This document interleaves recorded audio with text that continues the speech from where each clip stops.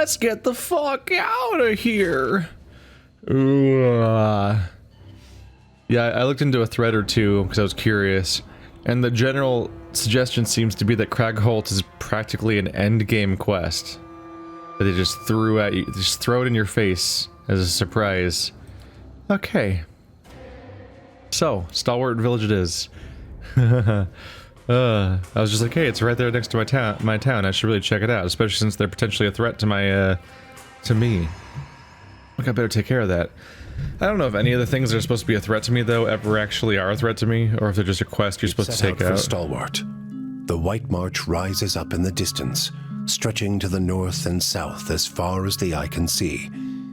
It beckons to you with peaks like broken fingers. The road thins to a tattered ribbon, and the shadow of the mountains falls across your path. You've barely begun your climb when the darkening sky pummels you with hailstones and turns the ground beneath you to ice. You press on. The air grows thin, and the treacherous mountain passes funnel screeching winds past your ears. A blizzard forces you to make camp for 3 days, huddling for safety while snow piles around your refuge. At last the weather clears, and you approach Stalwart under a crisp blue sky. There's a noise, high and sharp, coming from the village that sounds at first like another frozen gale. But when you top the rise and reach the village's wooden gates, you see what lies beyond them.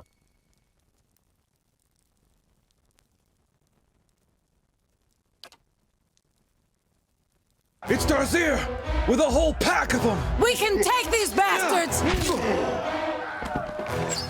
Whoa, 0 to 100 right away. Okay.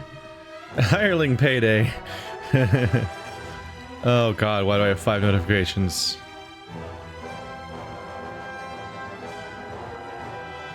Oh. Well, I finished building the curio shop, then hireling payday happened, then Dunward Scion arrived, and then Dunward Scion is gone. Now Azeroth's arrived. He wants to sell you Hero's Mantle for 1200 CP. And we rescued him, hooray. Okay. How long will he be here?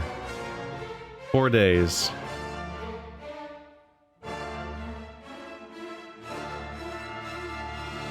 Oh, I can purchase it from here.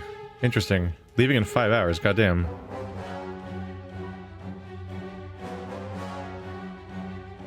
Read DR against Crush and Pierce and Retaliation. Whoa. Just any character who hits that... Anyone who hits that character takes 6 to 10 pierce damage. While also increasing DR. That's interesting.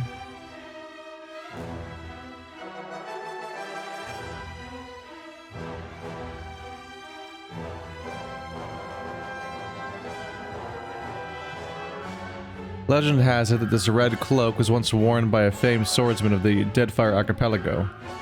He sailed to Caravel, navigating the island chain and dodging pirate ships as he delivered valuable cargo for his clients. He was known for his speed and cunning on the high seas. Few pirates managed to catch up to him, and those that did quickly regretted it. I'm not really sure who would use it, but it's interesting enough that I don't think I want to miss the chance to get it. I'm glad I can buy it from here, because... yeah, it'd be a bummer to find out, like, yo, you can't get back to the base because you're, like, several days of travel away and these characters will be gone in a moment. Like, the travel that took me to get here, these people arrived and disappeared. Like, I am very far from Cadnua, which makes the events at Cadnua kind of a bummer, potentially.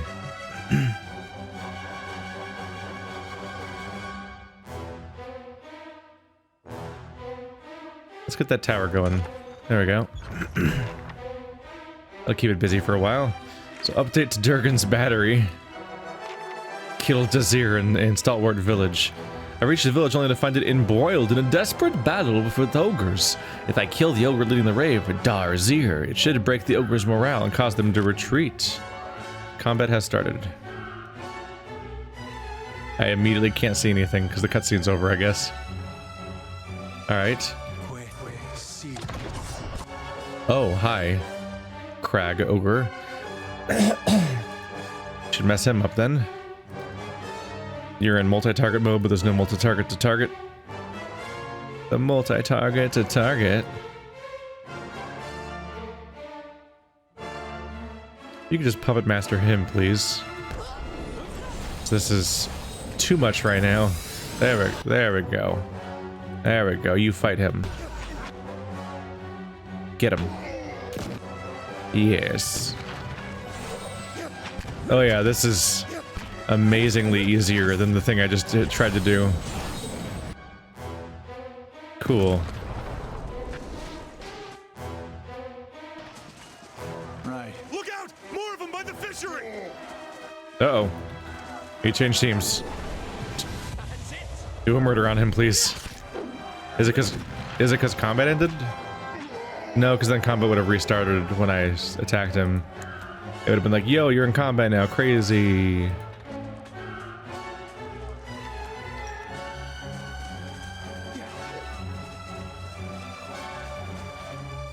Nope, new combat.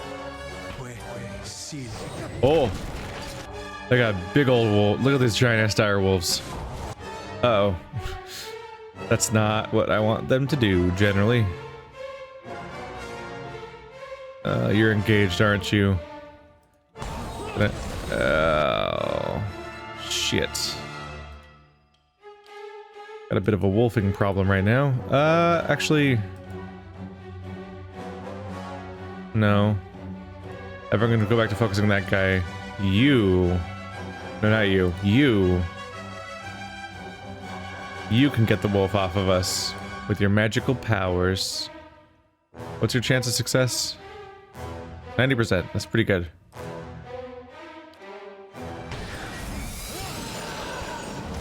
There we go. That's how you deal with the throngs of bad news people running around on me. Just control a few of them. Yes. Turn their wolves on them. Ha ha ha ha. Now your wolves are my wolves. You didn't see that coming, did ya? Please touch yourself. Touch yourself until you stop hurting.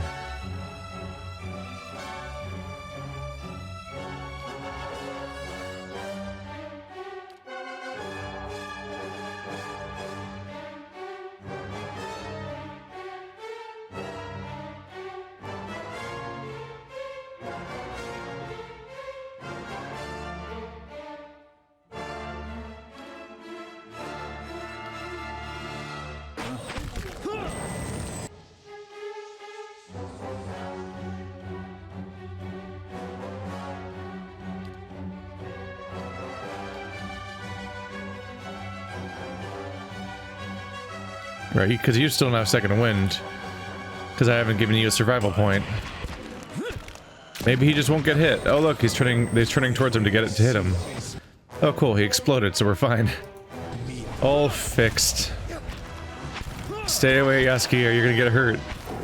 Oh well. That'll probably work out just fine. They're dead. We're all dead.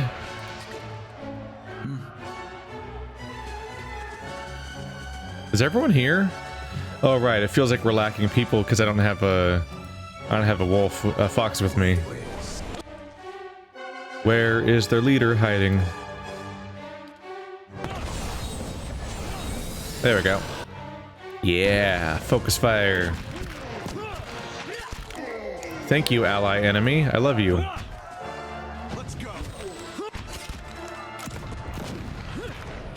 That looked like it was painful. Did he kill his teammate? I think he did. No, there he is. He's injured.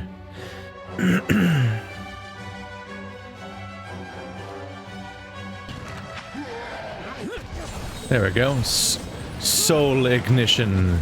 Haha, your soul's on fire. What a loser. Did he do the echoing death sound that happens in like Street Fighter where they're like Right. I think that's what I heard. This door appears to be barred from the inside. It does not budge. Where's their leader? Also, I should be quick saving between these fights. Like that. Where's Wolf? There is Wolf. Everyone stealth. Enter combat formation. We are in the wrong order right now for combat. There we go. Now everybody kill.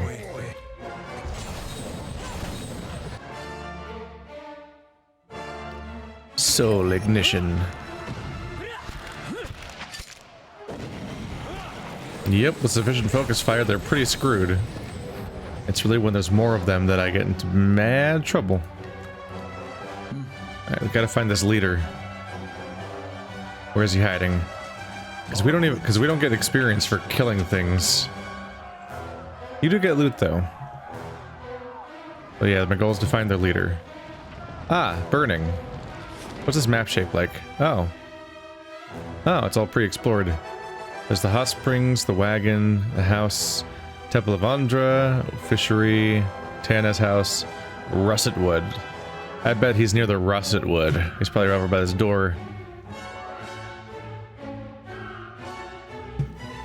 Maintain formation.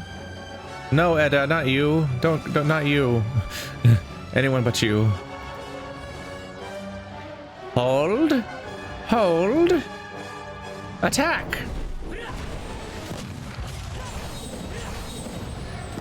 You will not survive the winter. Laying low. Who's about to spot me?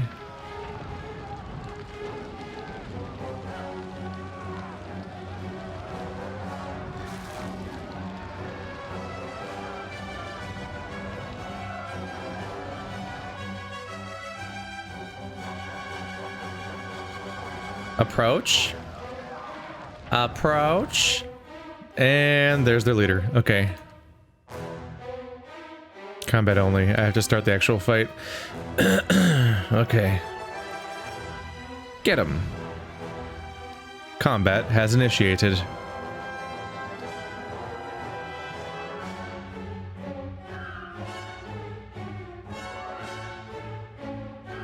You know what? All you guys fight that wolf.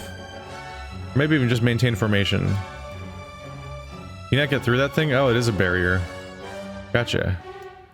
So maintain this line and we're in pretty good shape. I want you to mind control this guy. Oh, there's a lot of them.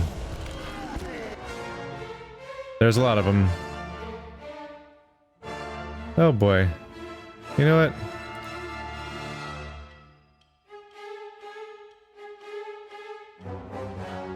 These are not fantastic success chances, admittedly.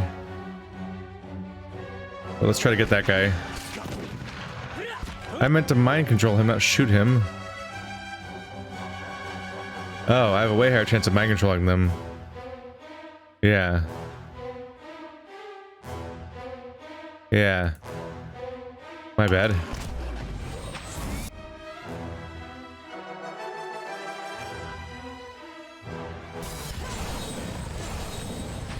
Can you not reach that one or something? Is there a line of sight problem?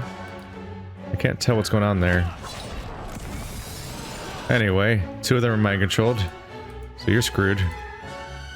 Wood skin. That's good, right?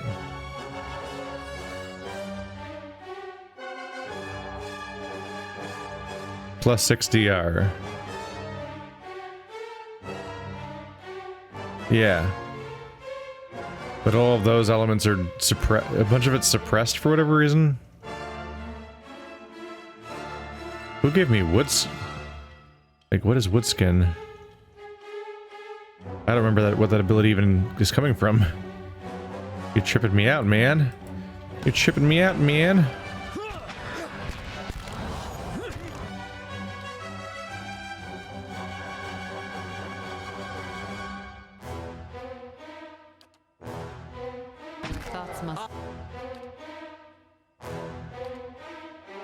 Overall, things are going pretty alright. Everyone's hopefully focusing this guy. Yeah, they can't even reach the other guys right now, so we're good.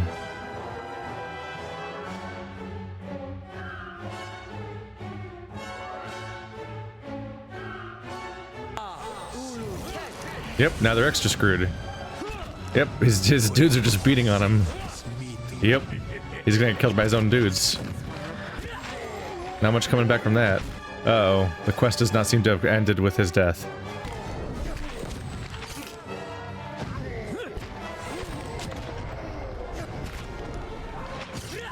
Yeah, it is not over. Okay, good to know.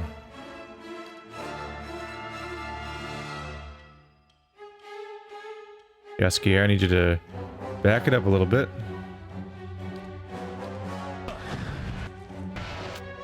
Yaskier, need to back it up a little bit. Yeah. Oh, he died anyway. So that was a little silly and pointless. It's fine, we're good.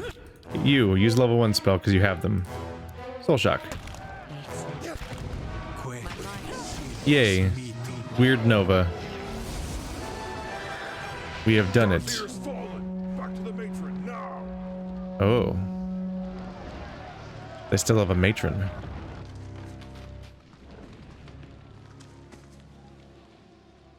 You're the one Renan Guild sent for. She'll want to speak with you. Her house is just up the way, next to Gref's Rest. The messenger pants, waving smoke away from his face. Where? His house is burning. No! They're both in there. Oh no! Help! The hut's coming down. Quick, we have to save them. The roof of this hut is almost entirely enveloped in flames, lighting the snow in stark orange hues. Several beams have been reduced to ember-dotted husks. Through the hut's threshold, you can see only billowing smoke. Fire roars as it climbs the timbers. The air feels thick and hot, and the building is a maze of flame. Withstanding the smoke and navigating the fire will be a challenge.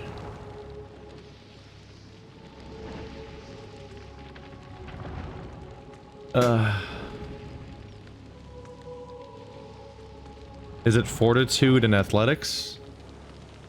Because Eder has a mountain of that. Send Eder. Survival, uh-oh. I may have fucked up. Eder leaps over the burning threshold, plunging out of sight behind a wall of smoke. Inside the house, fire has pitted the walls and beams, and a thick haze rolls through the building. It is hard to see even a few feet ahead, save for the occasional glimpse of glowing embers. Shit, survival skill. That does make sense. I don't have Sagani though. I think my survival characters might be Hikana and Sagani, or is it just Sagani? No, she's a stealth character. Who's my survival character? Continue forward. The air is thick, but with acrid black smoke. But Eder presses on regardless, using his hand to filter the worst of it. Constitution 15. Yeah, he does. Eder moves onward through a haze of heat and soot. The hut groans and shifts as the blaze grows. With a mighty groan, the burning beam comes crashing down. Caught off guard, Eder is pinned beneath the heavy log. Push the beam away. Boom, might of 10. Even reeling from the impact, Eder is still able to heave the debris away with relative ease. Eder gets back upright, a little winded from the ordeal. He has might and fortitude and athletics. Which are all the things I was hoping would make this work out. A sudden flashover singes Eder's arms. It doesn't stop Eder, but the pain steadily grows. Pressing forward, Eder comes at last to a wider room. To the left is a man, the source of the faint cries for help. He stands trapped behind a curtain of flame, arms raised to ward off the heat. It may be impossible to reach him without quenching the fires first. To the right, a woman lies unconscious beneath what appears to have once been the roof. She's small, but the rubble trapping her looks heavy. Smoke winds its way up and out into the open air, obscuring all sight of the outside.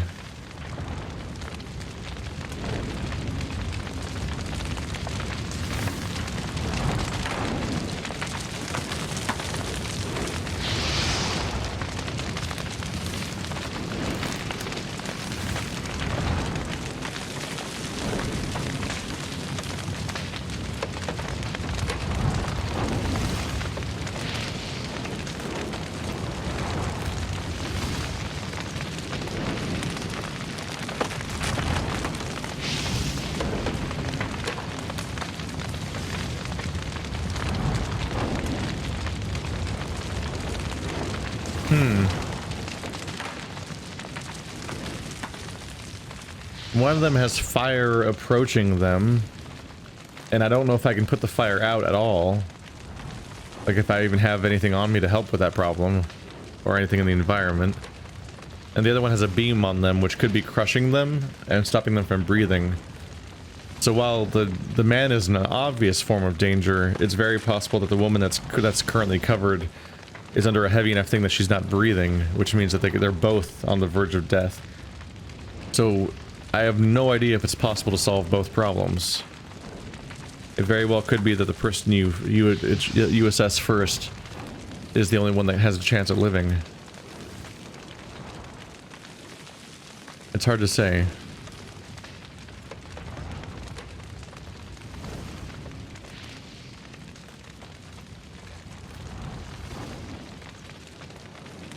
What I do know is that I don't know how to quench the flames right now, but I do know how to lift a beam as Adair. Let's examine the situation on the right. The woman is trapped beneath a considerable amount of rubble, including a heavy crossbeam. A purpling bruise in her temple suggests she was struck as the debris fell. Ah, we have a pry bar, so it's even easier. Adair sets the pry bar against a section of the crossbeam and, using every ounce of strength, strains to lift it clear. After a period of fruitless struggle, the beam finally begins to rise by slow degrees. With one great and final effort, Adair heaves the last of the rubble clear of the woman. Though still unconscious, the woman is free from the rubble and can now be moved. There we go. So she's good. Let's turn to help the man. Adair approaches the other victim. Smoke clogs Adair's lungs and the heat has become unbearable. Adair will collapse soon. Shit. Ah, it's this. So he needs to be a spellcaster. Help! Please! Help me here! A man dressed in haphazard armor of the local guard stands trapped at one side of the house. Fire has worked its way across the floorboards, blocking all escape. Ah, I probably should have sent my protagonist in. Oh, he doesn't have that ability though. Rime and Frost followed the footfalls of Karth. That's the thing where you leave an ice trail under your feet as a chanter. Which, by the way, I hear that keeps... I hear there's a bug with that where it keeps multiplying the amount of assets that are being saved, essentially. I wonder if the frost stays there instead of expiring or something. I don't know. But I've heard that it keeps ballooning your save until the game becomes unplayable. If you use that, I don't know if they patched that or not. But yeah, then winter, wind, and chill fog. Shit.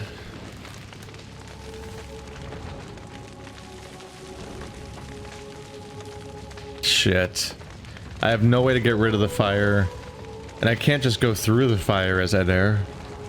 And he's about to collapse, so I just have to take the woman.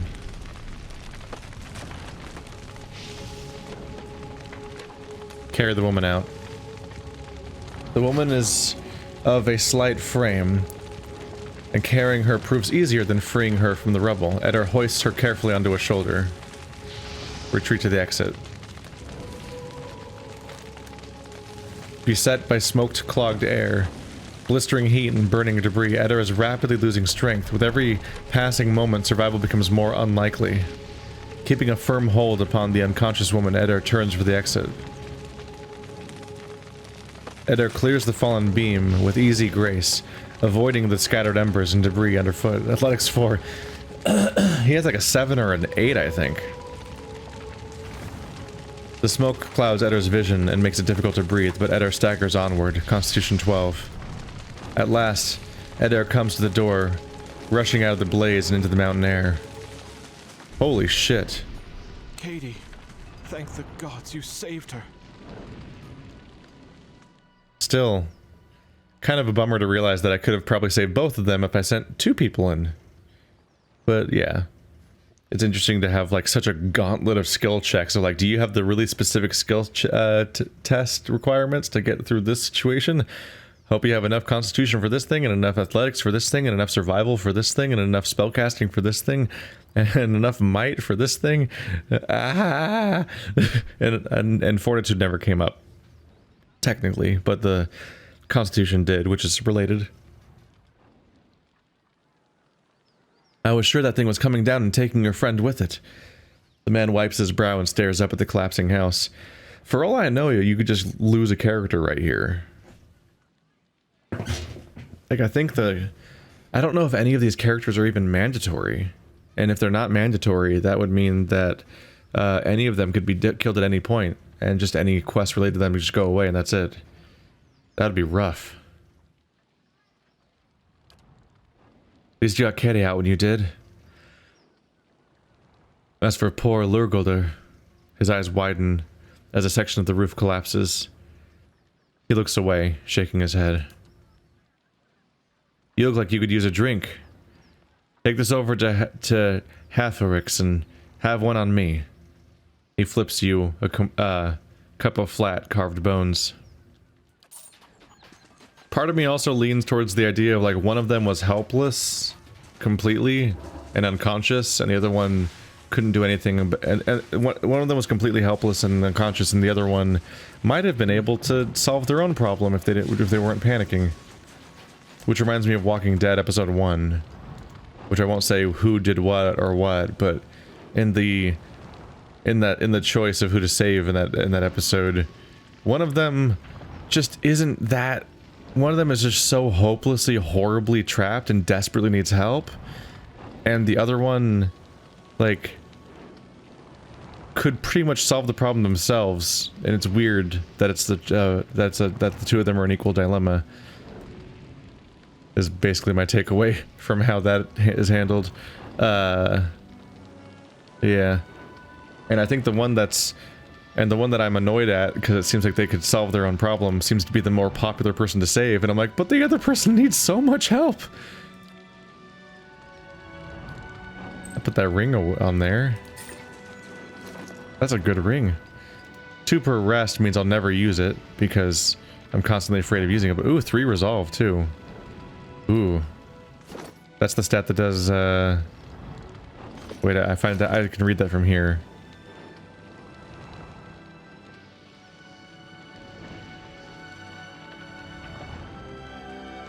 Yeah, it helps with concentration and contributes to will and deflection.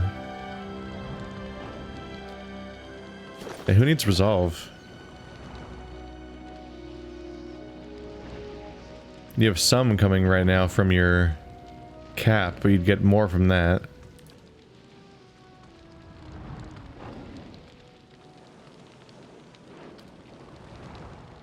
The Ring of Wonder.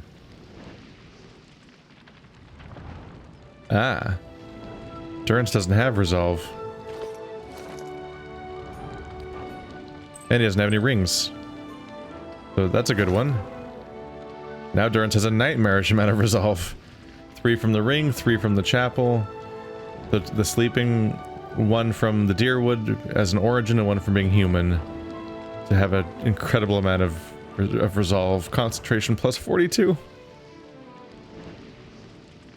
That is a lot.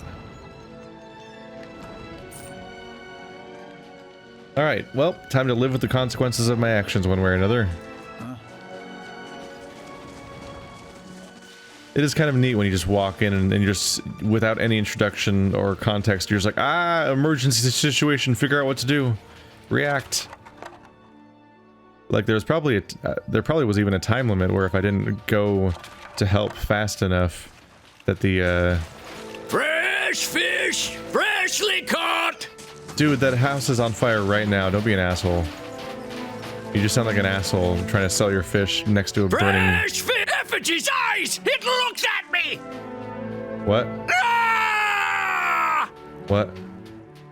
The fuck is happening? There's a lot of voice acting here, by the way. I think I've heard that Pillars of Eternity 2 might be all voice acted, which would be nice for saving my throat. Oh my god, it did look up. It's creepy. A dozen pairs of globular eyes stare up piteously from the discarded heads of the day's catch. Awash in pungent sea of fish and innards. Oh, they're supposed to be discarded heads? You didn't tell the artist that. The artist drew whole fish. Sift through the fish scraps like a normal person does. Your hand runs up against something round and fleshy, the size of a melon. It is smooth and scaleless, and in part seems to be covered in hair.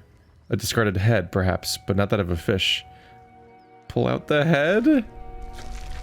Oh, there's a whole person in there. What the fuck? With one hand on either side of the head, you begin to lift it out of the barrel and to have it leap from your grasp as the head's owner springs over the lip of the barrel in an eruption of fish chunks and rain down over the marker's stall. What the oh my god, he's a companion.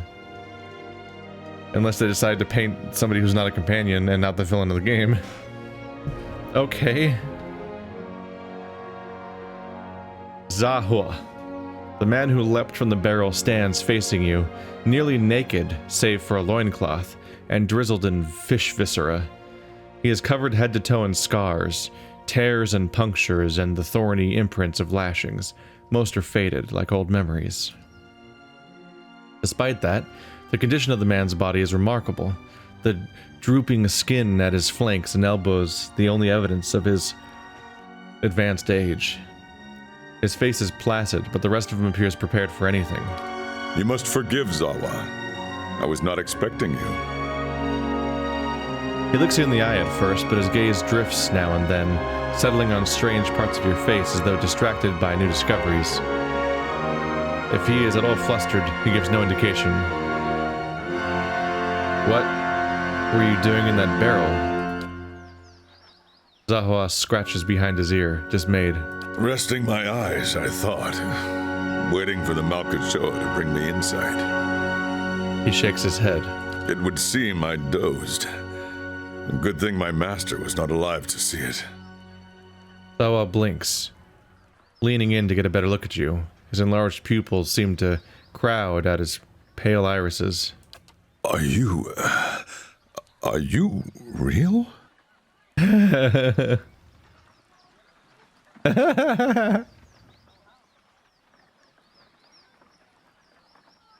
This is what a confusing series of answers. Yes and no, and yes and no as a lie. You can have yes and no be a lie, and yes and no be truth.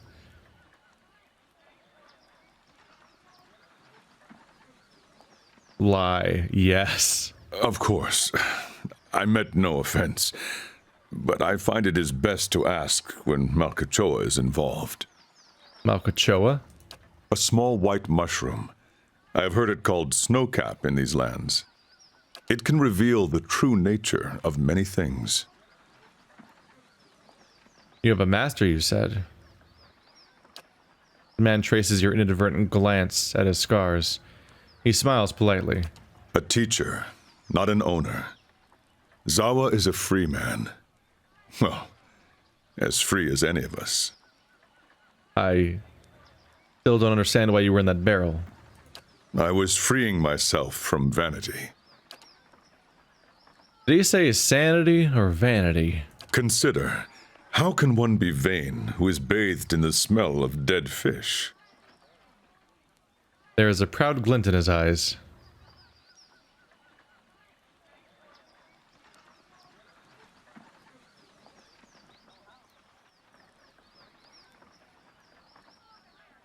Hard to argue with that. I had the idea when I passed this way earlier. I am pleased with the results so far. He smiles at a woman whose head is swiveled towards him as she passes by, a look of revulsion on her face. Distracted, her toe catches on a stone and she nearly falls on her face. He claps his hands together. This character. Yes, quite pleased.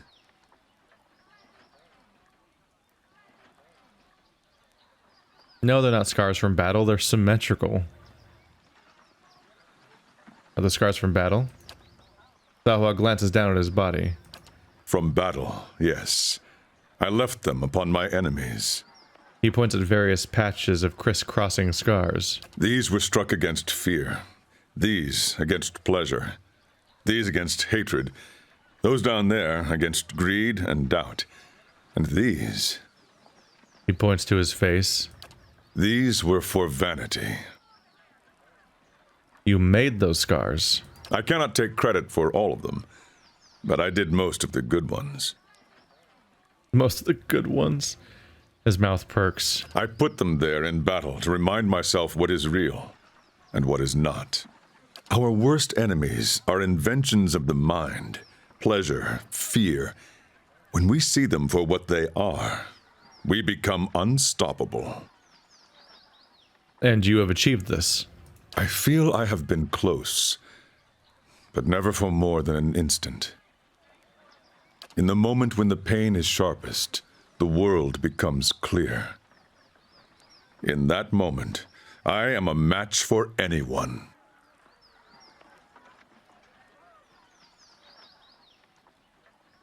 Your wounds must have caused you to suffer greatly. Of course, I am fortunate to have suffered so much. If I did not suffer, I would not aspire to free myself from it. I would wander from one unfulfilling goal to the next. More wealth, a better station. My soul would wither. But to search for a place beyond suffering's reach is to nurture the soul, to harden it against the elements. He clenches his fists in illustration. Suffering is the greatest gift the gods have given us, their most beautiful, perfect creation. It is the hand that turns the wheel. Do you often smear yourself with fish? Gods, no. What a way to travel the world. The usual way is to smear yourself with the ashes of the dead. But they do not burn their dead here, so I have to make do with what the land provides. He sniffs the air. The cold seems to conquer the smell. Even now, the scent hides itself. Disappointing. You don't seem like you're from around here. I was visiting a monastery not far from here. I found it empty, but I met a messenger as I left. He carried a call for aid. Seeing that he would find no monks at the monastery, I chose to go in their place. Zahua is no longer young, but in combat he is still the greatest of the Takan people. It seemed only right that he should go. Stalwart hired me as well. I would not say I am hired. I seek no wage, and I promise no result. It's bothering me that I definitely think I recognize this voice actor. I have chosen a path, and my spoils come from walking it. An uneasy frown settles on his face, almost a wince. And this fortress, this Durgan's battery, its people are gone. Zahua would know why. If you seek the White Forge as well, I could use the help of an experienced warrior. No, don't play a fucking ad. I was in the background, I was trying to figure out. I was slowly paging through the, trying to get to the voice actor for Zahua. And it somehow loaded a fucking... Stop it. It's Jameson Price.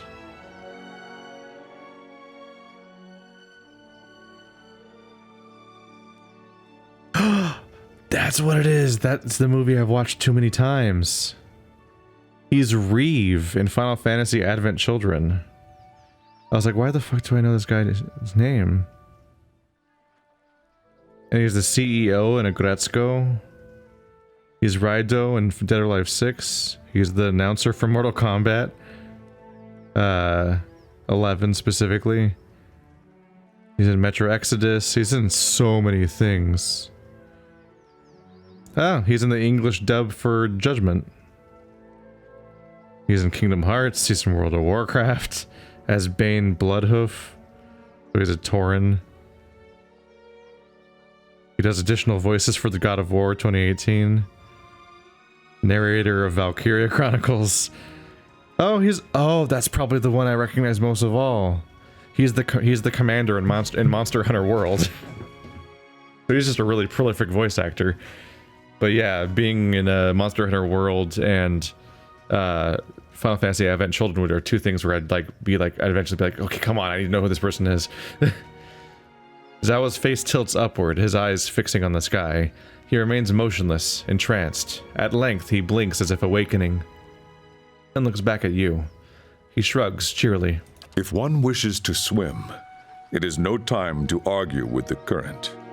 We are here together in this moment because a perfect force has willed it. Who is Zahua to argue? He looks you squarely in the eyes, and for once, they do not drift. I will walk with you so long as the gods wish it so. Let's be on our way. There's too many characters, man. I gotta bring him with me, because he's an expansion character. I gotta at least play the expansion with him. He's the most likely character to have like a bunch of cool contextual dialogue or whatever about it, because they made him for the expansion. And he's less likely to have a bunch of dialogue outside of the expansion, so I might as well get my value out of him here, right? But he's a melee character, I think. What is he? He's a monk. I wasn't sure if he's a monk or a barbarian. Because I figure he's either a monk, a barbarian, or a rogue. Because those are the classes we don't have yet. And so he's a monk. Monks... So ciphers do build up charge by dealing damage, so monks build up by taking damage. Yeah. So he's a melee character. Because if he's not taking damage, then it's not really worth it. So I guess I'll replace Pallegina, because I can't bring myself to replace Adair. Because I just used him to survive a burning building and everything. Like, I feel like I should have him around for any congratulations that might be involved for what he accomplished here. And even if there aren't any, it just feels weird to remove him after what he just... It's like, oh, thanks for risking your life. Go home now, please. That's the end of your adventure. It feels douchey to abandon Eder right now. So the only melee character I can switch is her, because I don't think I want to have 4 melee characters. I think that's a bad call. But I could be wrong. I don't know. We can switch them at inns, so we're good.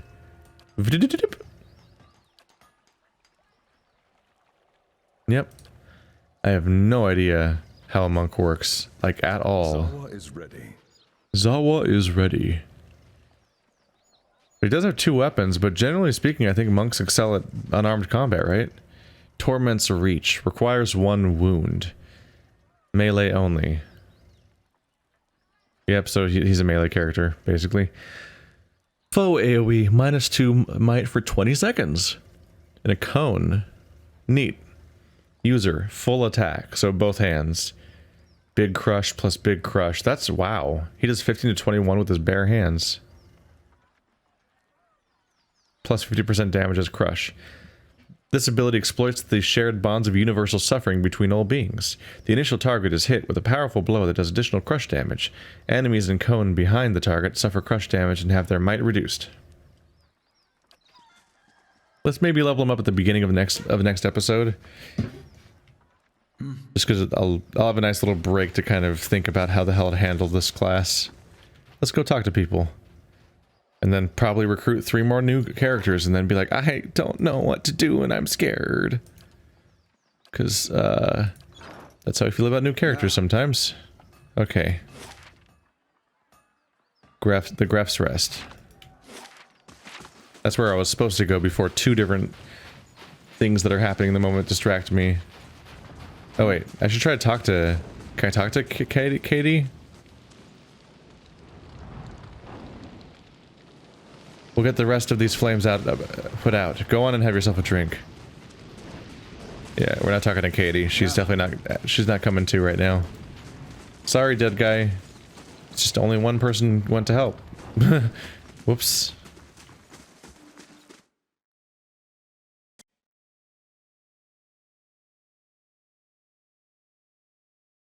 The springs are really hot. You can see the steam rising from them. If they knew what was good for them, they'd be walking that fiery path instead of warming their hands at it. Durance, stop. What are they cooking? I don't know. Can't tell what animal that is, necessarily. Neat, though.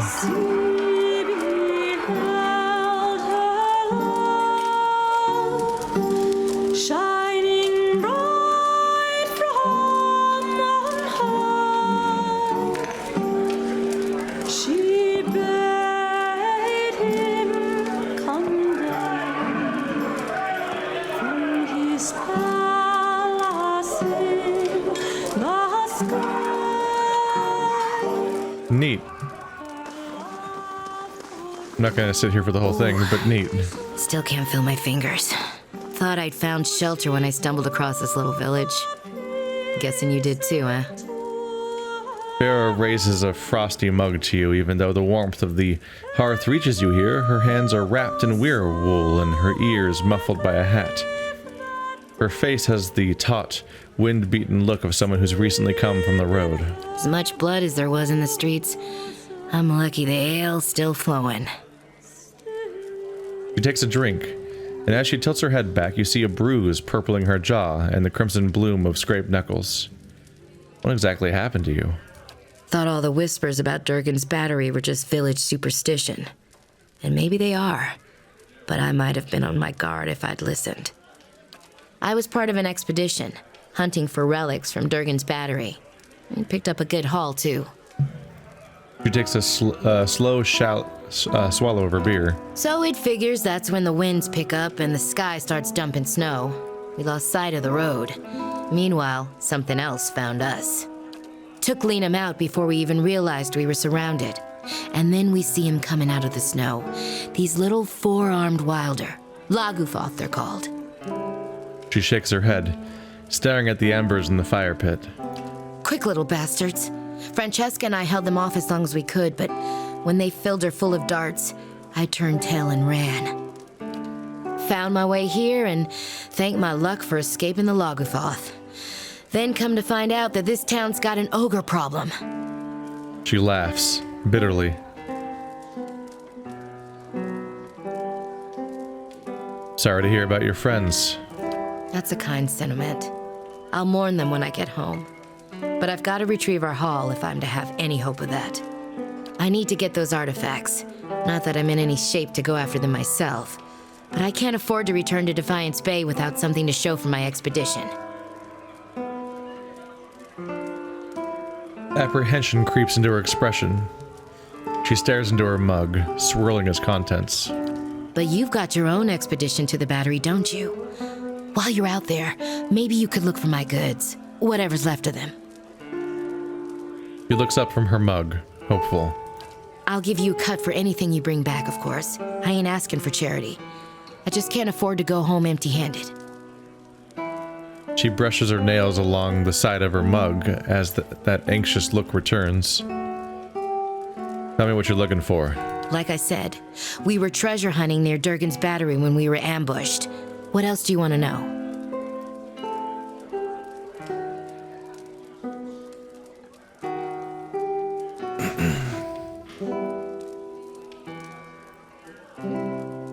Why are these relics so important to you? We took out several loans to pay for our trip out here. I'm gonna have trouble if I don't pay them back. She scratches the back of her neck. Is it the Dominels? Because they're dead. Remind me where I can find your caravan. What's left of it should be near Durgan's battery. If you stumble across the Lagufoth, you'll know you're close. What do you know about Durgan's battery? Just that it's been locked up tight for 200 years on account of those dwarves having a row. Which means that any trinkets from inside fetch a nice price. Sorry, I'm more of a businesswoman than a historian. Goodbye. A good haul. We'll have to see what we can find. That's where we're going anyway. Andrid and Birthwin.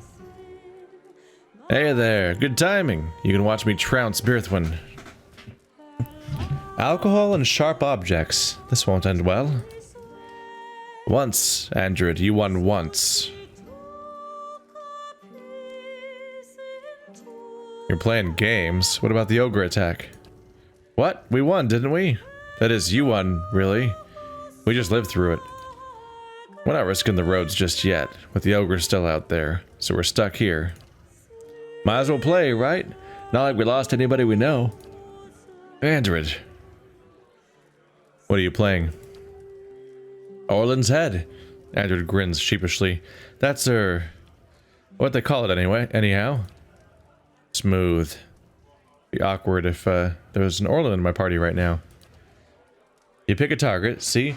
Nose or ears. Nose is worth more, but you've got 2 ears to work with. You get less points the further out from the target you get. So for the mouth and eyes, no points if you miss. Fancy a game? 3 arrows each, and whoever gets the most points by the end of it wins the wager. I'll put down 50 pans, if you will.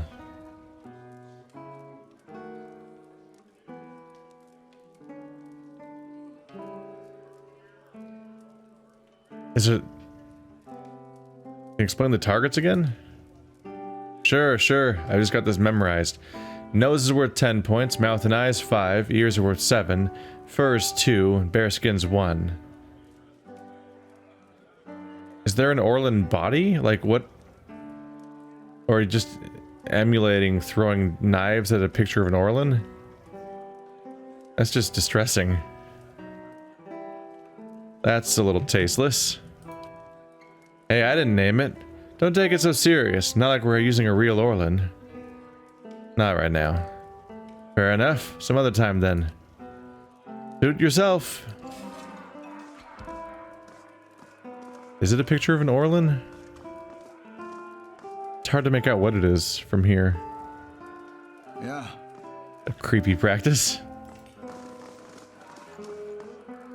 A large piece of stone is adorned with an engraving of a hammer and chisel, though the writing beneath is too worn away to read.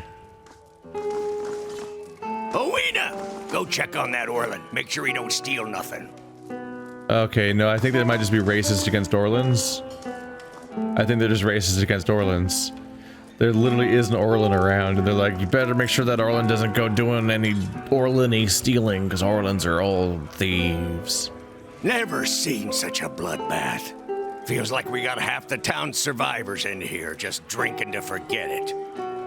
The dwarf surveys the crowd, his expression sober despite the half-empty flagon by his hand. He shakes his head and looks at you, remembering himself. But you must be looking for some refreshment, too, after the way you handled them ogres. Or perhaps a room. Say the word and I'll give that shifty little Orlan the boot.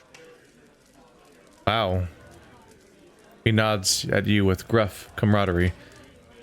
Oh, I don't like the camaraderie here of...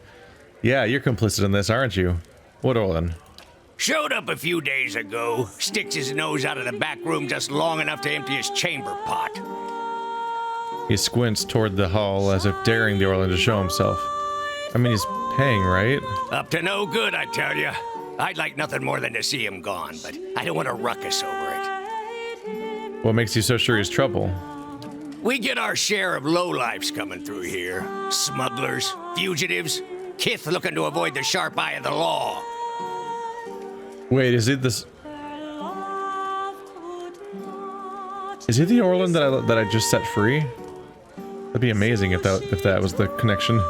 Ways keeping to himself. Well, honest kith sure don't have cause for it. I could talk to him. I'd appreciate it. And I suppose I don't need to remind you that I don't want you to hurt him. I'm sure you can find a more discreet way of handling the problem. He gives you a meaningful look. This all feels gross. Where's the back room? Oh, that way. But now I'm curious about this Orlan character. I'm curious if it's the one that I know.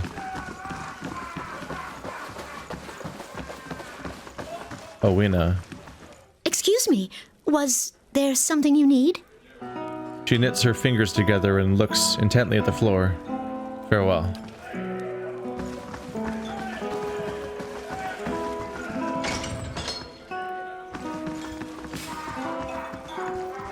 Aleph.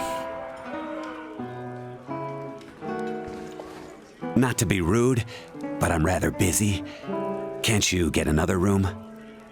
The Orlan turns and glances past you with a quick, nervous motion. His ears, shredded and scalloped at the edges, are pressed against his skull. He seems not happy. And maybe threatened. This one hides something. His mind is a maze of fear.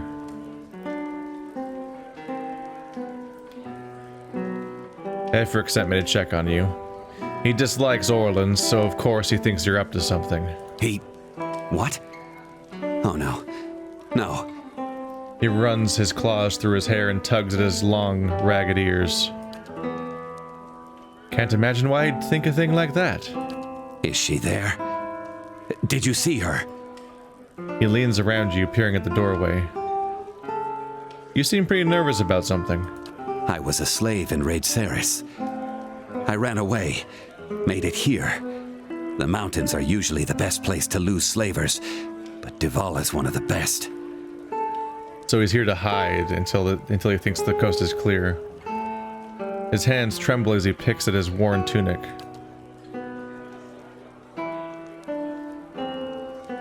Zahua's face darkens. As long as slavers haunt his steps, there can be no freedom for his spirit.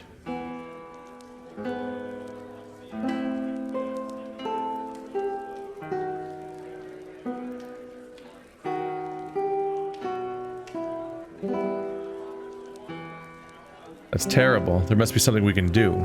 I just want to get out of here. I've scraped together enough money to reach New Haelmar. New Haelmar? That's hardly an improve. He stops himself, eyes wide. I mean, it's lovely, you'll love it. But the locals talk about a Raid Saren party, camped west of town. He worries at a ragged shirt sleeve. It's got to be Divala. She's been after me since the foothills. I'll pay you if you can get rid of her. I don't care how. I'll do it. Thank you. But be careful. She wouldn't have come alone. It's cool. Maybe I can just lie about what direction you went, like I did last time somebody was looking for someone. Oh god, my protagonist just leveled up again. Oh god. Oh god, oh god, oh god. Oh god. Oh no.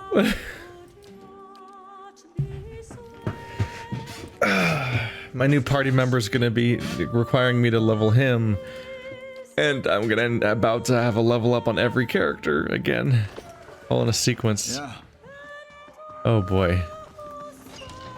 Maybe it'll be one of the levels that's easy to do, where you just get mostly the ones where you don't have a feat.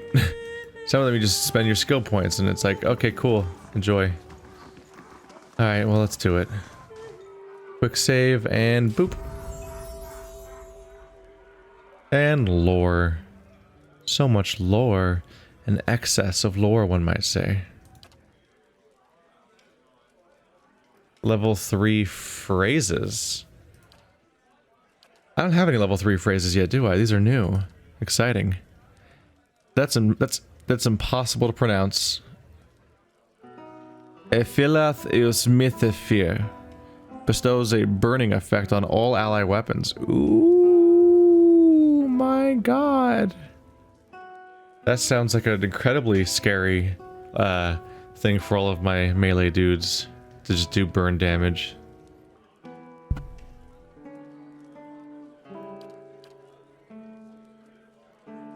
Seven men onto the deck they went. Allies in the area of effect gain a bonus to freeze and shock damage reductions, and a bonus to defense against prone affliction.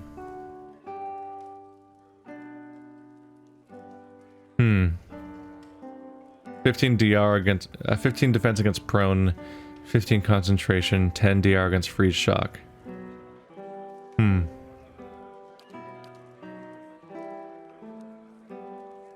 The dragon thrashed. The dragon wailed. Generates a hazard field causing burn and slash damage to enemies in the area of effect.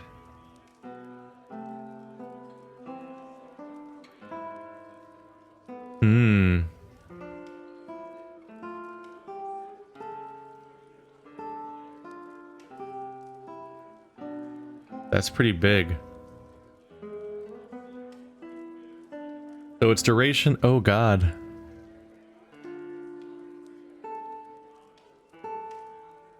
Oh my god, I'm probably gonna get that one, huh?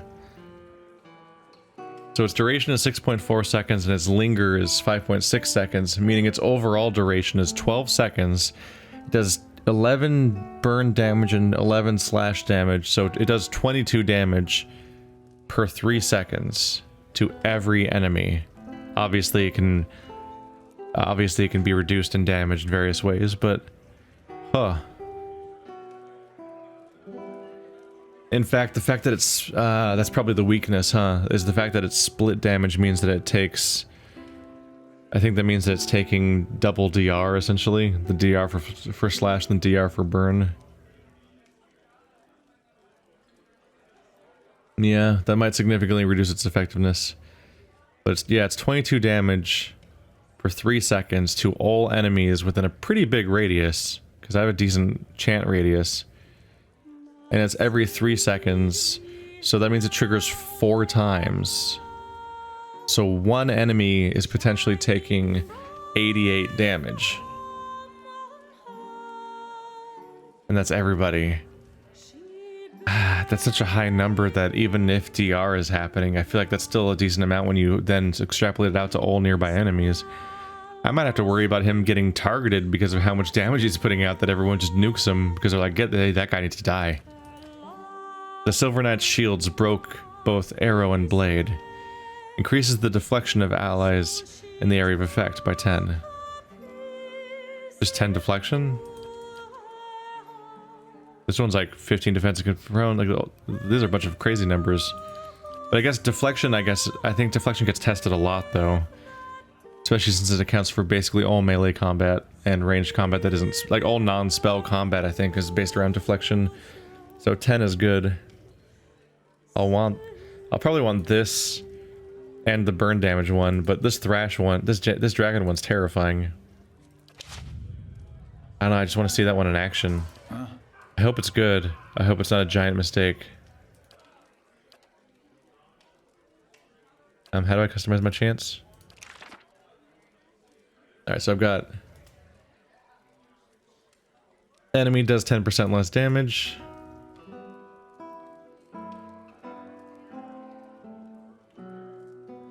Frighten the enemies.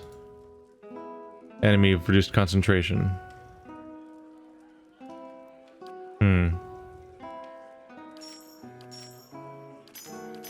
I think I'm gonna do fire than fear. Yeah, fire than frighten.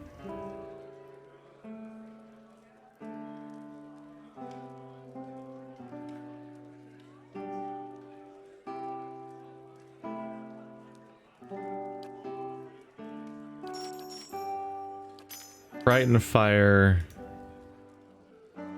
This one's kind of not great these days. 10% reduced damage is okay.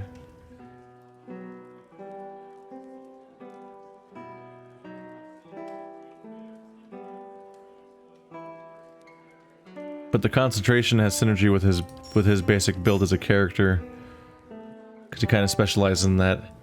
That is a long chant, though. I think that's the downside of these chants, is that I get to use my spells less often, and so that's the concern with switching to longer ones. But it seems really effective. I don't know, I hope it is, we'll see. We shall see. Did Adair level up too? No, that's just him. We'll get to him.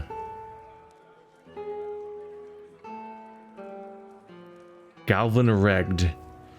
Mention the name Regd in Ire Glanfuth and you'll be told stories of a glorious freedom fighter, an Orlin who used his tactical savvy and battle training to protect the Glenfathan from the encroaching evil of the invaders at the Deerwood. Ask someone in Deerwood about him and you'll hear angry retellings of the exploits of an underhanded, dirty fighting Orlin who terrorized Deerwood and citizens. This conflict is what legends are built on, and Galvin Regd is the stuff of legends. The Broken Stone War began from a misunderstanding between the Glenfathans who lived in the Deerwood and the Adiran colonists who were moving in. Tensions were already high between the two groups as the Adirans claimed land the Glenfathans said they already owned. Add to it the Glenfathans taken and forced into slavery by the Adirans, and it was only a matter of time before something snapped and sent the two groups to war. There was the occasional skirmish or fight between isolated groups, but no real conflict until the Broken Stone War. Whether intentional or not, Adiran farmers, clearing land for their crops, knocked over and destroyed one of the ancient menhirs that dot the countryside. Glenfathans who revered the ancient structures in the Deerwood, reacted swiftly and violently led by a particularly fanatical Fang by the name of Regd. While the war was short-lived and the Glenfathans were ultimately not the victors, Regd and his forces were able to eliminate a significant number of colonists. After the war ended, Regd was appointed to the Glenfathan. Regd was appointed the Galvin, or leader of the Glenfathan tribes. His leadership skills and prowess in battle earned him the respect of all the tribes of Glenfath. Because all the tribes were unified behind him, he was able to move and coordinate their warriors in a way that organized them into such an efficient team. The Adiran colonists lived in fear of his next attack. His name and reputation spread through both lands. Over 2 years following the Broken Stone War, Regd and his forces, using deception, misinformation, and straightforward guerrilla tactics, killed hundreds. The remaining earls sent word to the Fairkönig, saying something must be done before more nobility is killed. But Regd continues to terrorize the colonists, and it seems the campaign will never end. That is, until he encountered Edrang Hadrit. I read these stories out of order, because I'm pretty sure I read that one already. That was these stories lead into each other. Oh my god, it's all part of an extended universe.